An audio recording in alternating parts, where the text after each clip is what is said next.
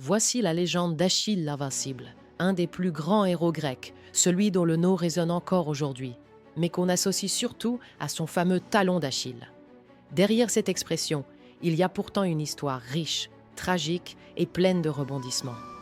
Installez-vous, on part pour un voyage au cœur de l'histoire. Achille naît de l'union improbable entre la déesse de la mer, Thétis, et le roi mortel, Pélée.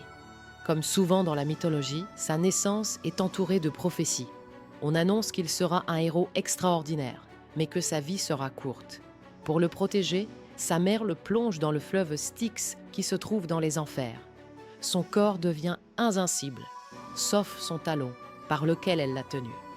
Enfant, Achille est confié au centaure Chiron, un maître célèbre pour former les plus grands héros. Il y apprend l'art de la guerre, mais aussi la médecine et la musique. Très vite, il devient un guerrier redoutable, mais aussi un homme d'une grande sensibilité. Achille, ce n'était pas seulement un soldat. C'était un jeune homme éduqué, raffiné, mais capable de terrasser ses ennemis sur le champ de bataille.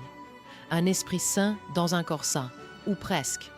La guerre de Troie éclate lorsque le prince Paris de Troie enlève Hélène de Sparte, considérée comme la plus belle femme de l'époque.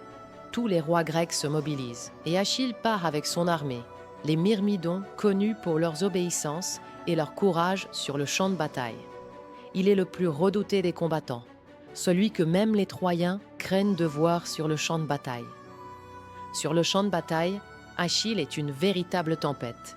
Il terrasse des dizaines de guerriers, parfois même des princes troyens réputés.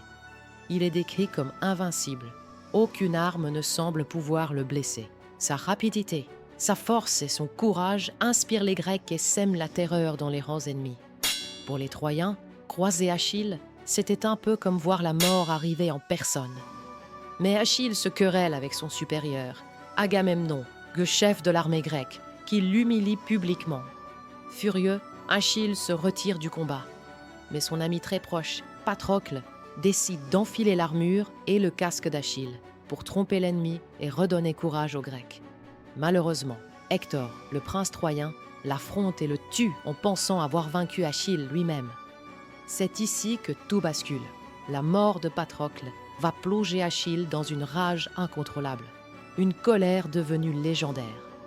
Après la mort de Patrocle, Achille revient enfin sur le champ de bataille, animé par un désir de vengeance brûlant.